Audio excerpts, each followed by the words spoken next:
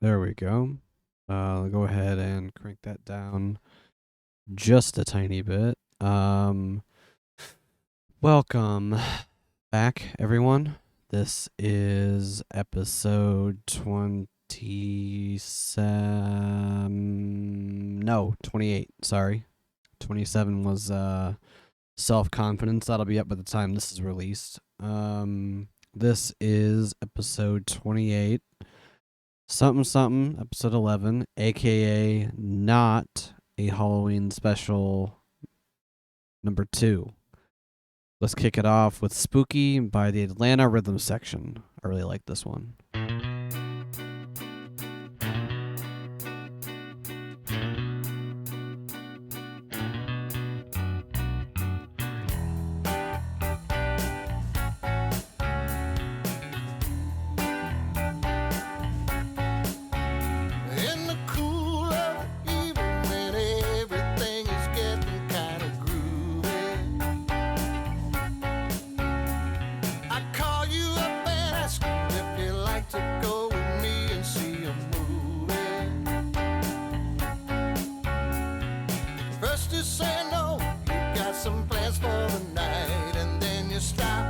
And say, all right, love is kind of crazy with a spooky little girl like you.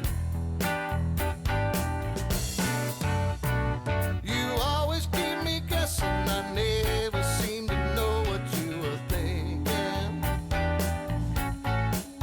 And if some fella looks at you, it's for sure your little eye will be awake.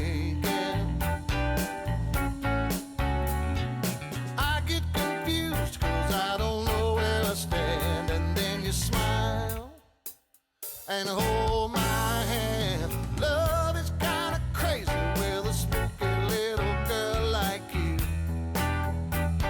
Spooky, spooky, yeah,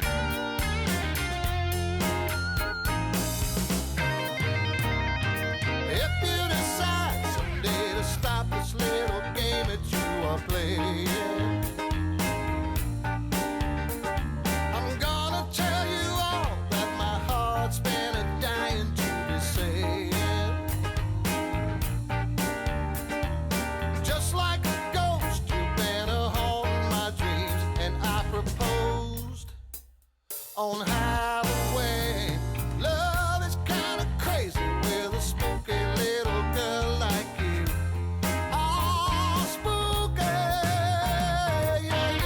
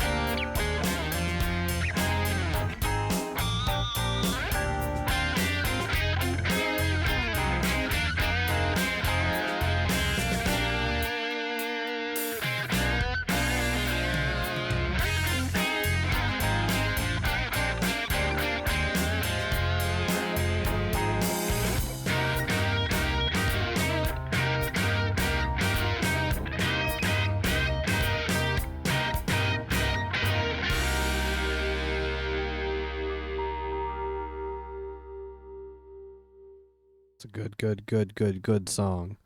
Now I do want to give you guys a bit of a heads up. The outro song is going to be a little long. It is probably for sure going to get this copyright stricken on YouTube and or wherever else they care. Now it will be on the exam, of course, which should be around episode 30, maybe. Open notes, open book, open internet, self-graded, of course, pass, fail. You guys know the drill by now. So since this is not a Halloween special, I'm not going to talk about all of the spooky-ish movies I've been watching recently. There've been a lot of good ones this year. I've seen a lot that I've been meaning to watch for a while too, and I started watching them technically back even in August. I'm just kind of gonna go through some of these and then kind of talk a little bit about what I'm maybe doing this year for Halloween, if anything. Our trick or treats on the Saturday, the weekend before, so a little early, but I think I want to pass out candy, and I've been in this neighborhood about a year now, and didn't do anything last year, but to be fair, had a lot of moving stuff going on still last time this year. Wow, this year last time. Sorry, it's been a long day. No training today, no jujitsu today, but I did hit another PR in the gym today. So that was really exciting. But yeah, I don't think this is scary. No, it's just I forget the guy from Drive and that weird fucked up movie with the doll. Blonde guy. I could just click on it and see what his name is. I just there's a movie called The Gray Man that I thought that was scary. What's his name? Ryan Gosling. There's a movie where he doesn't fuck the doll, but he has a very weird relationship with this doll, and I did not enjoy it at all. So fuck you to the piece of shit who recommended I watch that movie. Just saying. Anyways, back in August, I actually started things off with a really funny movie. It's called Studio 666. It is a movie from the band the Foo Fighters. This was actually right before Taylor Hawkins, would have passed away. I just love that movie. It is so good. There's I don't know how much I can say about it without giving too much away. I mean, so there may be some spoilers in here, maybe. I'm not sure. Why does it do that? When I turn the okay. Sorry. Output all the way up and it doesn't change anything. And then interesting. Sorry. I try not to mess with my input settings too much, but I saw that my mic was clipping a little bit. And I suppose that works. But right now the output is all the way up, so I might deafen myself when I start playing music again eventually. So yeah, Studio 666. I'm just gonna say there's spoilers. I'm not gonna give away the entire movie of anything I'm talking about in this episode, but the band, the Foo Fighters, they play fictionalized versions of themselves because obviously they're not as big of dickheads as they are in the movie because they're able to laugh at themselves and make fun of themselves, and it's a great time all around. But they are recording a new album, and they get sold on moving into this house that is haunted by some demons that were released by a former devil worshipping cult. It kind of tears the band apart, and they start writing an album to basically summon the demon again, and it's wild. Maybe I'm getting it a little wrong. It's a little fuzzy because again I watched it back in August. I might rewatch it though because it's so fucking good. I really love that album. Not album. Well, there is an album made by the fictionally named band from the movie. basically Dave Grohl writes this song. In the movie, it's like over 30 minutes long. The real song is like maybe 5 or 6 minutes long. It's really good. It's really heavy. It's not their style. That's what's cool about it. It's a little different, but I mean, Dave has played so many different styles over the years that he's just an insanely talented musician. I gave that 5 stars. That was fucking fantastic. That was in like the middle of the month. Towards the end of the month, I had seen Rocky Horror Picture Show for the first time. I gave that 4.5. My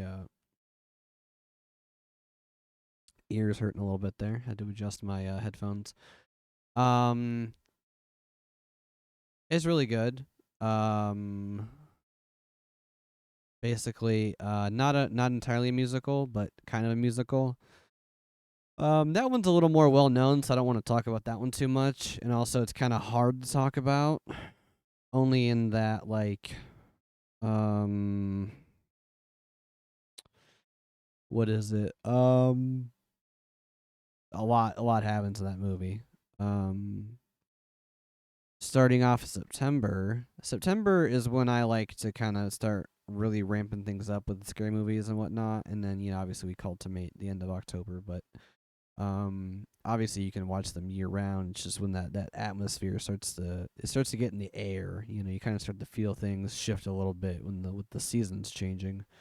Now our season didn't quite change until very, very recently, but you guys know what I mean.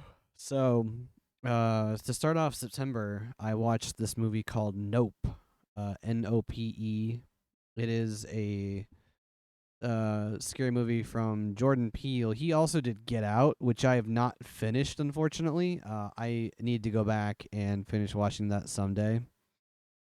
Really good movie for the first maybe third of it that I saw, or even quarter. I'm not really sure.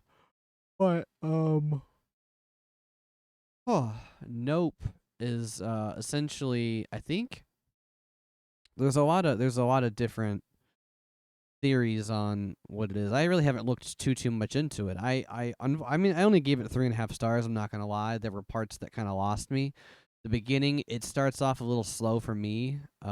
These two guys, their father and son, are working on a ranch out in the middle of nowhere, and shit starts falling from the sky, and stuff falls in the dad's head, and I believe he ultimately dies from this.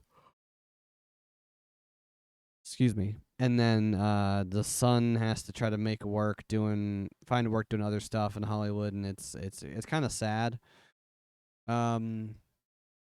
But I think that there's this cloud looking thing that's either extraterrestrials or some sort of aliens, or somebody on Reddit before I even watched it was talking about how it's maybe angels or something. Because of the way I guess they're described, that if you look at them, it would melt your face. And when people in the movie look at this cloud, their faces are melted off. Kind of metal. So it got really, really good in the middle and then towards the end, but the actual ending, I can't remember it for the life of me right now. I didn't really care for, I don't think, and I think that was why I gave it the 3.5. Because again, I like most of it. I think just the beginning and end weren't super stellar.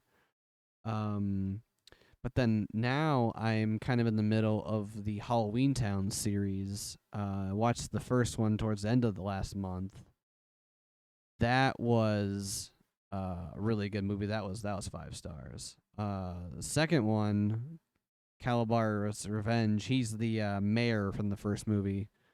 That was a 4-star. Still really good. Because I had remembered watching one of the movies as a kid. I think it was Return to Halloween Town. I'm not sure. Just some witch, scary-ish Disney Channel movie that like I had never really like. I'd seen it like every year they showed it, but I just never like actually remembered the name of it or something. I don't know. So I'm kind of excited to get back to that one. I think that's the last one in the series. Unfortunately, I think the Halloween Town High comes next. I'm not sure, but that'll be on the next movie night, I think. But before I watched the second one, I had a kind of a binge a couple weekends ago. Um, there's a lot of them in here. Some of them were really good, while one was really good, and the other ones, uh, I would say some were they were mostly okay. We're gonna get into it. So the first one on the list, basically, I didn't necessarily watch these entirely through because they couldn't hold my attention the entire time, except for one. But the first one I watched was Cloverfield. I've been meaning to watch Cloverfield basically since it came out. It came out in 2008. That was back. I was in middle school at the time. It was a big, big, big thing then, and uh, I'd heard a lot about it, and people were talking it up, and I finally watched it. I'm not gonna lie, I'm not a huge found footage fan. That's basically the genre where people will say they find the video that you're watching. The main guy, he dies in the attack in New York. Spoiler alert, but again, it's from fucking 2008. If you haven't seen it, it's in my opinion not worth watching now. Just Google it or Wikipedia it and see what happens. I don't know. And they find his camera after the fact, so we're watching it from his camera, and I don't know. It was cool to see the monster because I don't ever seen like shaky things, but I guess it does tie into a larger series because there's 10 in Cloverfield Lane in the Cloverfield Paradox or something. So I do want to watch the second two movies or second and third movies, but the first one I gave it 2. Now I also watched The Cabin in the Woods, and that was a fantastic movie. Oh my goodness, I was not sure what I expected to see from that movie because the one scene I had seen was this basically the stoner pulls up. They're getting ready to go into the trip to go to the cabin.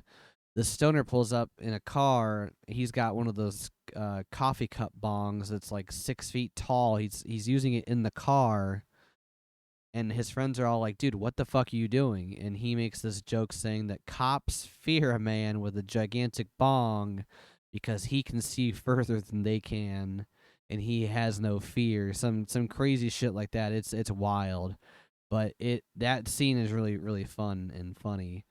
Um, the movie is kind of confusing in the first go about. There's a lot of stuff happening. I really don't want to spoil this because this movie was so good that I think everybody should watch it if they like scary movies. And it's funny in parts. It's kind of a satire in parts too. I give it 4.5 stars only because the ending I wasn't super super crazy about, but the rest of the movie makes up for it 200%. If they had went a slightly different direction, I would have given it full 5 stars, but still 4.5. It was so good. Oh my god, I loved it. And it's not super long either. I believe it's under 2 hours, maybe an hour and a half ish. Next up was this movie. It was a Shudder original. It's called Who Invited Them. Um, it's kind of one of those movies where there's a subplot, but it takes place primarily in like one spot or one house rather. Again, I kind of had to skip through this one because I wasn't digging it.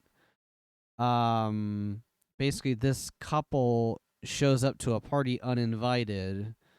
The guy bought the house because super cheap because people had been murdered in it, and the strangers plus the two people who live there have like a wild night of debauchery. Stuff happens, and eventually it's revealed that the kids had murdered their parents or had their parents murder each other in the house and then came back to mess with them, but these people were good people ish, so they didn't really hurt them, but they did hurt their neighbors because their neighbors had watched their parents abuse them. It was kind of a convoluted thing, and then the side plot, just fuck that. I don't know. This dumb bitch, she shot the main guy because she thought she was one of the bad guys running away.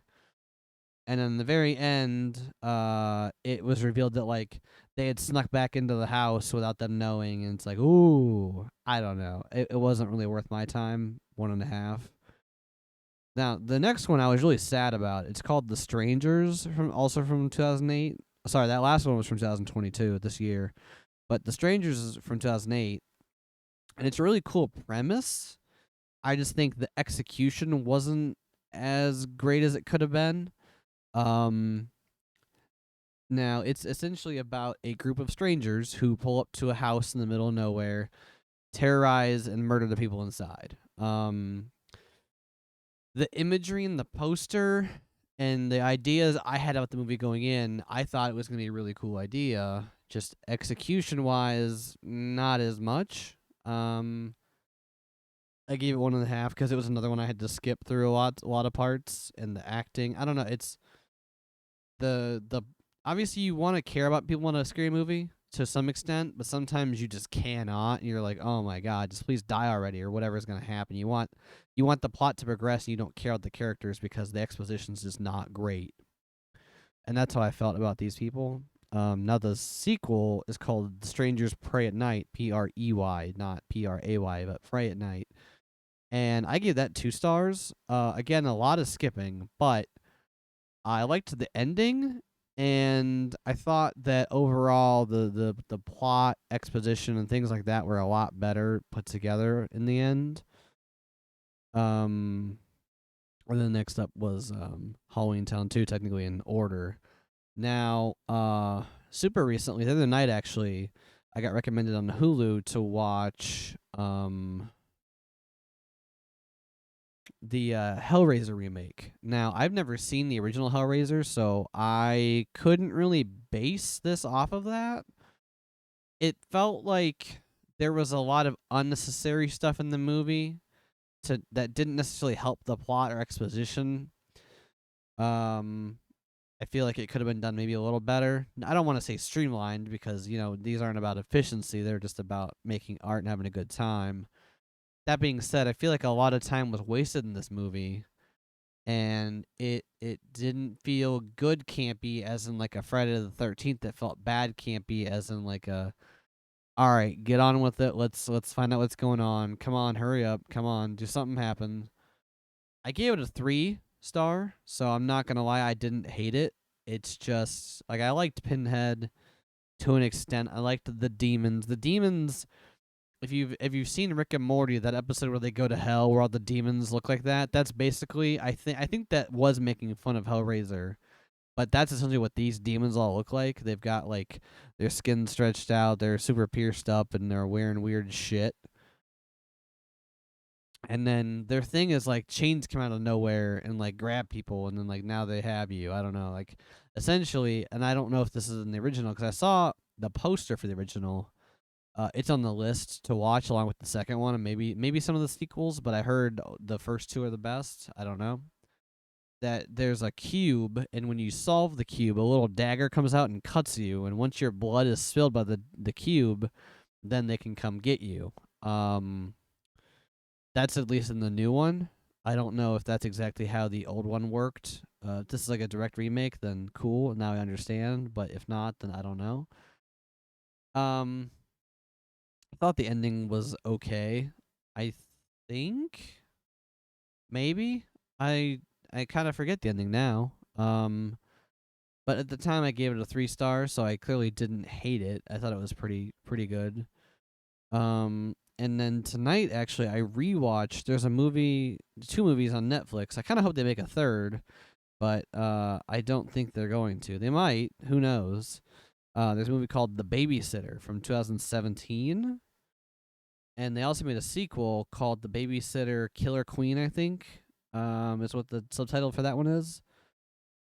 This one I rewatched it. My rating actually went up. This time I liked it a little better. First time I gave it 4 stars. This was a 4.5. I'm not gonna lie. So it was a lot, not a lot better, but a little better. It's a funny, satirical, scary movie. Basically, this boy has a babysitter. He's a teenager, and he's like the last one to have a babysitter in his neighborhood / friend group / whatever. He doesn't have a lot of friends because he's kind of a dweeb type kid. They make that very clear. He gets picked on a lot. He's got a bully, things like that. But one night, his best friend, who's a girl that lives like across the street, convinces him to stay up and see what his babysitter does while he's asleep. Well, he does, and shit hits the fan, and not in a good way. Not that there ever is a good way for that to happen, but and that's basically when all hell breaks loose. And our movie picks up from there. I don't want to spoil too much of that one because I think that's another really good movie to watch.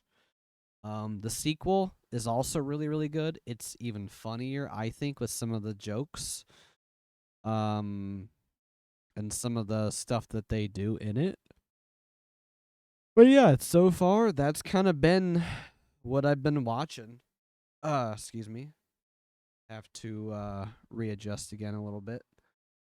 If you guys watch anything, let me know what it is. I'd still want to watch. I haven't seen all of the Friday the 13th movies, or much less all of the Halloween movies, or even any of the Nightmare on Elm Street movies. Now I have seen Freddy vs. Jason. That one's really, really good.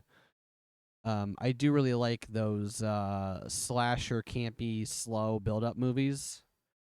Now, I would be remiss if I didn't bring up The Vast of Night. There's a movie on Amazon Prime, if you have that, called The Vast of Night. It is a very well done period piece from the 1950s.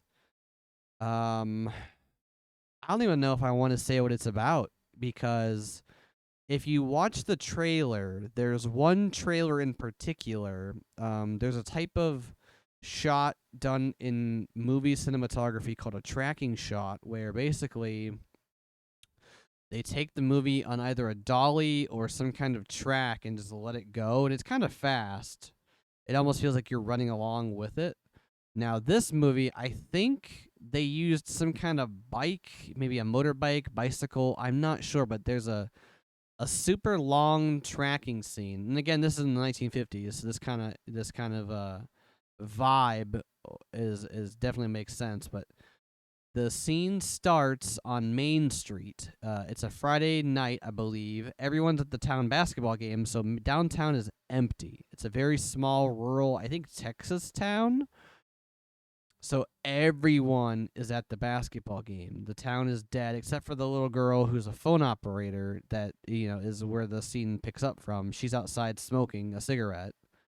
Again, different times. I know that kids still smoke now, but back then it was a different thing, I'm assuming.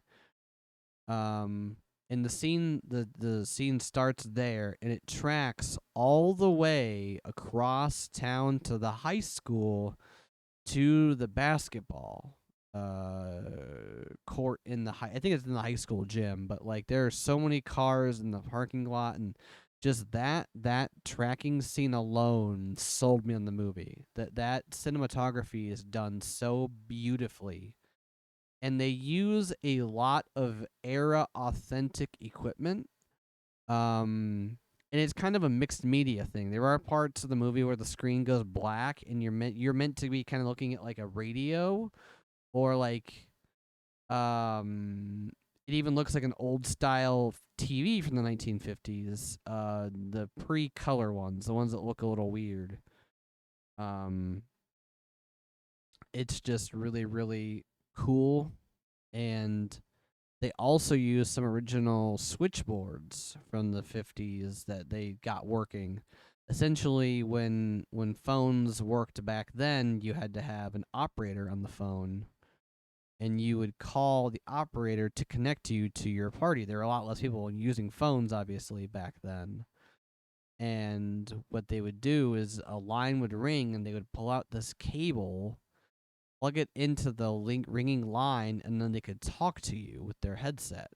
They would then take your line and connect it to who you're trying to call, and from there, I'm not 100% sure how it works. This is very antiquated technology that is beyond obsolete. But the fact that they found one of these and have made it work, and like they use it for real in the movie, along with the old radio setup they have in the movie, it's just it's so cool. And again, it is a very, very slow build up, which I like. But I feel in this case, and this is a little longer. This is maybe 2.5 hours. I think maybe a little under. It's for sure 2 hours, but the buildup, I believe, is just so worth it. And for me, it was jaw dropping the first time I watched it. I was in awe of what I was seeing. It was just an amazing movie. 5 stars out of 5 stars, hands down. One of my favorite movies of a long time. Now, it's a couple of years old, and I would love to see what the director does next. I'm not sure who directed that, but I would love to see what they do next. Yeah. So whether you celebrate it or not, happy Halloween. It's definitely one of my favorite celebrations of the year. I brought you guys in with Spooky by Atlanta Rhythm Section. Now this song, I'm not gonna talk after it. I'm not gonna lie. It's about 11 minutes long. You're thinking, why would I want to listen to that? I don't know. Maybe you like good music. It's on the exam, so check in and out. But this is gonna be Santana Soul Sacrifice live from Woodstock. But before then, I'll send you guys out. So if you guys have any comments, questions, or concerns, you can email me, darth@stsbedcast.com. Follow me on Instagram and Twitter at somebedcast. Give the website a check out, even though I haven't updated it for a while. stsbedcast.com. Go forth and be excellent.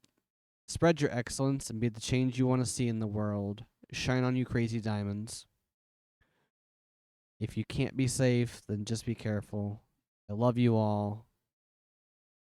And as the mantra goes, today is a beautiful fucking day to be alive. Let's hear some fucking Santana kill at Woodstock. And until next time, I'll see you guys. Stay tuned at the very end. I'll put Bill back in there too. Don't worry. We got one more tune for you. It's called Soul Sacrifice.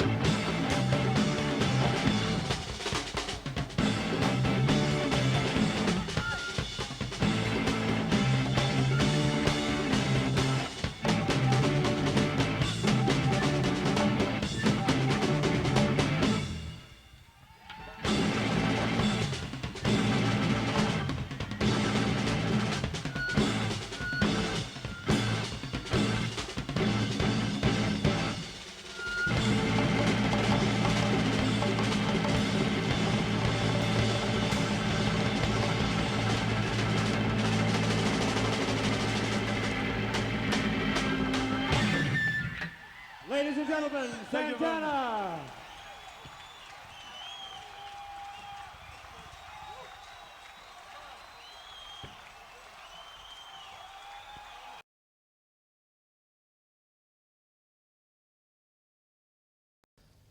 Today, a young man on acid realized that all matter is merely energy condensed to a slow vibration, that we are all one consciousness experiencing itself subjectively.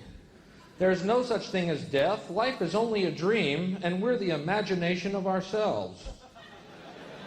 Here's Tom with the weather.